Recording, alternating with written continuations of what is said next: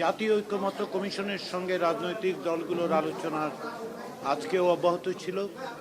এই আলোচনার অগ্রগতি বিষয়ে জানাবার আগে একটি বিষয় অবহিত করতে চাই, সেটি হচ্ছে জুলাই অভ্যুত্থানে আহত এবং নিহত পরিবারদের সংগঠনের পক্ষ থেকে আজকে ফরেন সার্ভিস একাডেমির সামনে শান্তিপূর্ণ মানববন্ধন অনুষ্ঠিত হয়েছে। তাদের বিভিন্ন দাবির মধ্যে আছে জুলাই সনদ জুলাইয়ের মধ্যে ঘোষণা করার বিষয়। আমরা এই মানববন্ধন কর্মসূচির সাথে আন্তরিক সংহতি প্রকাশ করছি। ২৪-এর ঐতিহাসিক জুলাই গণঅভ্যুত্থানে আহত ও নিহত পরিবারগুলোর প্রতি আমরা গভীর শ্রদ্ধা এবং সহানুভূতি প্রকাশ করছি। জাতীয় ঐক্যমত্য কমিশন ইতিমধ্যেই জুলাই সনদ প্রণয়নের লক্ষ্যে গত ফেব্রুয়ারি থেকে কাজ করছে। রাজনৈতিক দলগুলোর সঙ্গে প্রথম এবং দ্বিতীয় পর্যায়ের আলোচনার মধ্যে দিয়ে বেশ কিছু গুরুত্বপূর্ণ বিষয়ে ইতিমধ্যেই ঐক্যমত্য হয়েছে। আমরা আশা করছি যে বাকি দিনগুলোর সংলাপে আরও কয়েকটি মৌলিক বিষয়ে ঐক্যমত্য প্রতিষ্ঠিত হবে এবং জুলাই মাসের মধ্যেই একটি জাতীয় সনদ প্রণয়ন করা সম্ভব হবে। আজকে আলোচনায় প্রধানত আমরা তত্ত্বাবধায়ক সরকার ব্যবস্থার বিভিন্ন দিক নিয়ে আলোচনা করেছি। আপনারা জানেন যে সমস্ত রাজনৈতিক দলই এই ব্যাপারে একমত যে নির্বাচনকালীন তত্ত্বাবধায়ক সরকার ব্যবস্থা পুনঃপ্রতিষ্ঠা করতে হবে,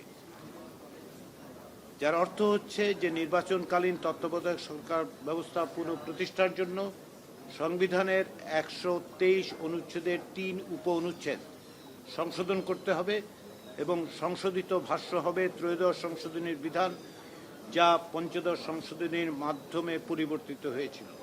যার অর্থ হচ্ছে যে সংসদ বহাল থাকা অবস্থায় নির্বাচন করার যে ব্যবস্থাটি ছিল সেটা বাতিল করে ত্রয়োদশ সংশোধনীর মাধ্যমে যে ব্যবস্থা প্রতিষ্ঠিত হয়েছিল আমরা সেখানে ফিরে যাওয়ার ব্যাপারে একমত হয়েছি। যে ওই জায়গায় যদি নির্বাচনকালীন তত্ত্বাবধায়ক সরকার প্রতিষ্ঠা করতে হয়, যে বিষয়ে আমাদের সকলের একমত আছে, সেই জায়গায় যেতে হলে আমরা ১২৩-এর ৩ অনুচ্ছেদ সংশোধন করতে হবে। ত্রয়োদশ সংশোধনের মধ্যে দিয়ে যে ব্যবস্থা তৈরি করা হয়েছিল সেখানে ফিরে যেতে হবে। আজকে নির্বাচনকালীন তত্ত্বাবধায়ক সরকার নিয়ে দীর্ঘ আলোচনা হয়েছে। দিনের অধিকাংশ সময় নির্বাচনকালীন তত্ত্বাবধায়ক সরকার গঠন প্রক্রিয়ার বিষয়টি, বিশেষত তত্ত্বাবধায়ক সরকারের প্রধান অর্থাৎ প্রধান উপদেষ্টা নিয়োগের বিষয়টাই আলোচিত হয়েছে। বিভিন্ন রকম প্রস্তাব ছিল। আমরা সর্বশেষ রাজনৈতিক দলগুলোর কাছ থেকে প্রস্তাব চেয়েছিলাম, সেই অনুযায়ী 4টি রাজনৈতিক দলের কাছ থেকে আমরা প্রস্তাব পেয়েছিলাম। সেগুলো হচ্ছে বিপ্লবী ওয়ার্কার্স পার্টি, বাংলাদেশ জাতীয়তাবাদী দল, ন্যাশনাল সিটিজেন্স পার্টি এবং জামায়াত ইসলামীর পক্ষ থেকে। কমিশন ওই প্রস্তাবগুলির ভিত্তিতে আজ সকালে একটি সংশোধিত প্রস্তাব হাজির করে। অধিকাংশ দল মনে করেছে যে এই সংশোধিত প্রস্তাবের মধ্যে গত কয়েকদিনের আলোচনার বিষয়গুলি প্রতিফলিত হয়েছে। একই সঙ্গে রাজনৈতিক দলগুলোর পক্ষ থেকে যেসব প্রস্তাব দেওয়া হয়েছিল সেগুলোকে সমন্বিত করা সম্ভব হয়েছে।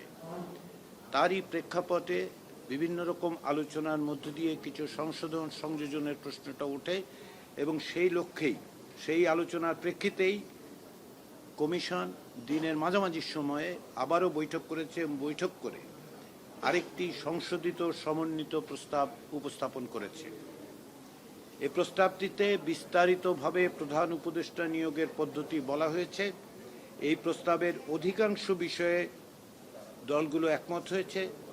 এই প্রস্তাবের একটি লিখিত ভাষ্য তৈরি করা হয়েছে এবং বিষয়টির গুরুত্ব বিবেচনা করে ওই লিখিত প্রস্তাব রাজনৈতিক দলের প্রতিনিধিদের কাছে দেয়া হয়েছে। তারা ওই খসড়া প্রস্তাবটি নিয়ে দলগতভাবে আলোচনা করে আগামীকাল আমাদেরকে মতামত জানাবেন। তারই পরিপ্রেক্ষিতে আমরা আশা করছি পরশুদিন আমরা এ বিষয়ে আমাদের কমিশনের অবস্থান বা একমত হওয়ার জায়গাটা বলতে পারব। অর্থাৎ একটি লিখিত ভাষ্য তৈরি হয়েছে, অধিকাংশ বিষয়ে একমত প্রতিষ্ঠিত হয়েছে। এখন লিখিত ভাষ্যের কিছু খুঁটিনাটি দিক নিয়ে দলগুলো নিজস্বভাবে আলোচনা করে সামান্য পরিবর্তনের প্রস্তাব যদি দেন আগামীকাল, আমরা অনুরোধ করেছি লিখিতভাবে দিতে, যাতে করে আমরা পরশুদিন এই বিষয়টা জায়গায় আসতে পারি। আপনারা সকালের দিকে আমি কমিশনের পক্ষ থেকে আরেকটি বিষয় অবহিত করেছি আপনাদের, সেটা হচ্ছে উচ্চকক্ষের বিষয়। উচ্চকক্ষের বিষয়ে একাধিক দিন আলোচনা হয়েছে। উচ্চকক্ষের বিষয়ে যে প্রস্তাব, সে প্রস্তাবে উচ্চকক্ষ প্রতিষ্ঠা নিয়ে কোনো ভিন্ন মত নেই। কিভাবে হবে সে বিষয়ে যেহেতু দুটো মত আছে এবং রাজনৈতিক দলগুলোর এই মতামতের প্রেক্ষিতে রাজনৈতিক দলগুলো কমিশনের কাছে এই দায়িত্ব অর্পণ করেছে। কমিশন ইতিমধ্যে এটা নিয়ে আলোচনা করেছে, বৈঠক করেছে। আমরা আশা করেছিলাম আজকে অর্থাৎ রোববার দিন সকালবেলা আমরা এই বিষয়ে আপনাদেরকে জানাতে পারব। আমরা মনে করছি যে আমাদের আরেকটু সময় লাগবে। আমরা আগামী 2-1 দিনের মধ্যে আরও আলোচনা করে উচ্চকক্ষ বিষয়ে একটা সিদ্ধান্ত কমিশনের পক্ষ থেকে দিতে পারব, ফলে যাতে করে আমরা সকলকে সাথে নিয়ে একটা জায়গায় আসতে পারি, আমরা সেই চেষ্টা করছি। আমরা আশা করছি যে এই প্রক্রিয়া অব্যাহত থাকলে আমরা জুলাই মাসের শেষ নাগাদ একটি জাতীয় সনদ তৈরি করতে পারব। কমিশন এখনও এই বিষয়ে আস্থাশীল।